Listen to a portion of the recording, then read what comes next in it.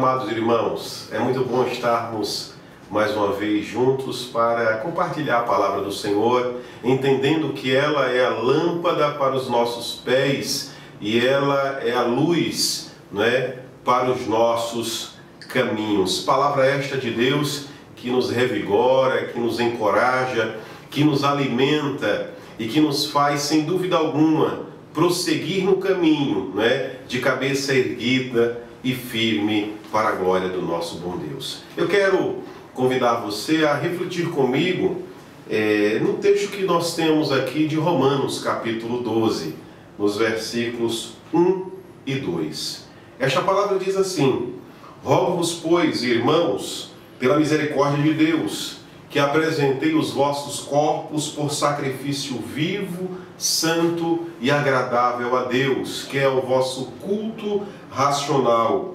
E não vos conformeis com este século, mas transformai-vos pela renovação da vossa mente, para que experimenteis qual seja a boa, perfeita, agradável vontade de Deus. Queridos, nos 11 primeiros capítulos desta carta, nós temos aqui o apóstolo Paulo, ele fazendo uma grande escala, ele fazendo uma enorme escala teológica, mas especialmente aqui no versículo de número 12, ou melhor, desculpe, no capítulo número 12, nós vamos ver que até o final desta carta, o apóstolo Paulo, na verdade, ele nos mostra as bases para o nosso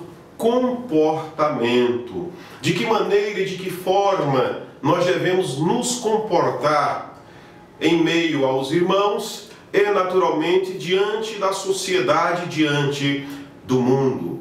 O apóstolo Paulo, amados irmãos, ele trabalha de uma maneira muito preciosa a questão da doutrina.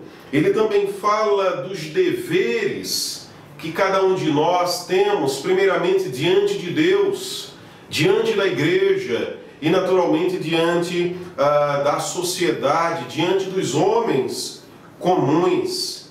E nós observamos que aqui Paulo ele encontra esta forma para manifestar a sua preocupação. Ele manifesta, na verdade, uma preocupação com os seus ouvintes, com os seus seguidores, para com a sua vida cristã, como esses ouvintes, esses amigos, esses companheiros têm vivido a sua vida cristã.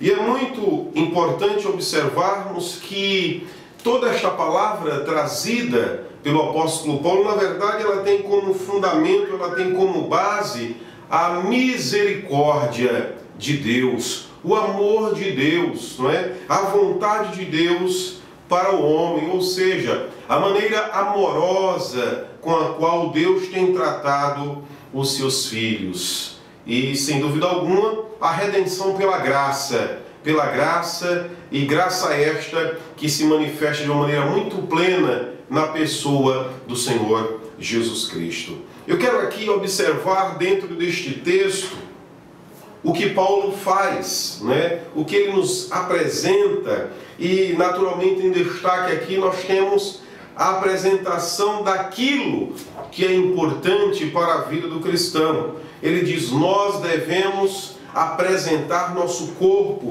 como um sacrifício vivo a Deus, ou seja, apresentar a Deus como oferta agradável, o nosso corpo a Deus, como símbolo da nossa expressão de comunhão, de dedicação, de amor e naturalmente de fidelidade também. Então Paulo aqui ele dá essa orientação: vocês devem se apresentar a Deus, como sacrifício, vivo.